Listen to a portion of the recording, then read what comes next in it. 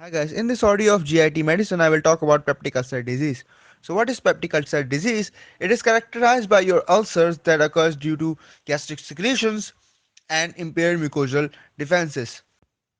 They can occur at any portion of your GIT, but usually occur at the first portion of duodenum and the lesser curvature of the antrum of the stomach. Other common locations include your gastroesophageal junction and with your ileal macal diverticulum. Now, what are the causes of your peptic ulcer disease? The main cause of your peptic ulcer disease is the chronic use of NSAIDs and aspirin. The other drugs that can cause your peptic ulcer disease are the steroids, and other important factors include your smoking and H. pylori infection. Now, how will the patient present? Uh, Usually, the patient will present in the OPD with complaints of burning epigastric pain after 1 to 3 hours after meal. The pain, he will complain that the pain increases at night and it refers to back, left upper quadrant, and to chest. If the pain is because of gastric ulcer, the pain is increased by the food, and if it is because of the duodenal ulcer, it will be relieved by the food. So that is very important point when you are while you are taking the history. You can say the patient can also complain of vomiting, which can also occur, but it doesn't always occur, but it can occur, and there will also be weight loss. Now, what are the complications of your peptic ulcer disease? If the peptic ulcer disease remain untreated or poorly treated, bleeding can occur, which is the most common complication of your peptic ulcer disease.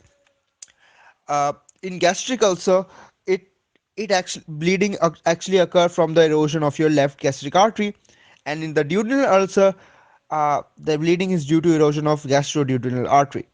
There can also be perforation, gastric outlet obstruction, pancreatitis, and even malignant transformations. Now, how you will diagnose?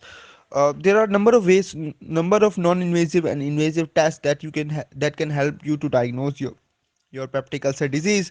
Uh, Endoscopy is the investigation of choice. Talking about invasive and non-invasive tests, the most accurate of all the invasive tests is your endoscopic biopsy. Rapid urease test and microbiological culture are specific but not the most accurate. Microbiological culture, however, is a gold standard to define your antibiotic sensitivity. In non-invasive tests, serology is often used because it is cheap, and if negative, it actually excludes infection. But the problem is that it cannot differentiate between your current and previous infection. The other tests are, even though are expensive, they can differentiate between current and previous infection. The other non-invasive tests are your C13 urea breath test and fecal antigen test. Now, moving on to the treatment, if HR. pylori is found to be positive, you will do what is called as eradication therapy. There are two regimes in the eradication therapy that are commonly used. First is your triple therapy, and the other is quadruple therapy. Triple therapy includes your omeprazole 20 mg, clarithromycin 500 mg, and amoxicillin 1 gram, all twice daily. Or instead of your amoxicillin, metronidazole 400 milligram. The other is, I already told you that that is your quadruple therapy.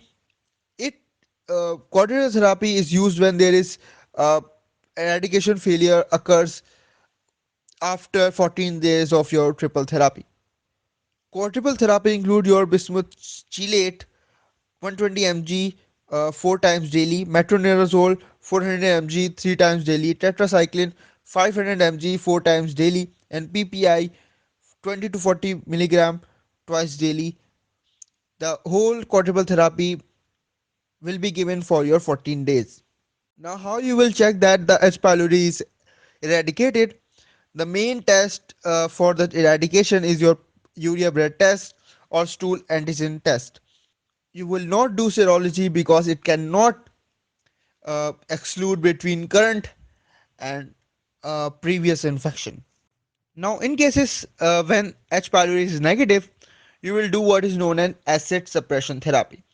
which mainly includes your PPIs and surgery in some refractory cases. You will do some lifestyle changes such as uh, you will stop you will ask him to stop smoking and stop taking aspirin or any other NSAIDs. Now, you can also do surgery in peptic ulcer disease, and it usually occurs when there is surgical emergency such as perforation or hemorrhage. It can also be done when there is gastric outlet obstruction or recurrent ulcers following any gastric surgery. Now, there are two methods of your surgery. In gastric ulcer, you will do Billroth 1 operation.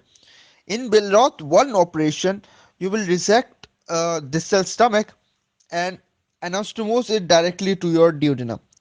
In Billroth 2 operation, which is for your duodenal ulcer, you will do resection of your distal two-thirds of stomach, and the duodenum will be brought up and joined to the drainage, and duodenum will be completely closed off.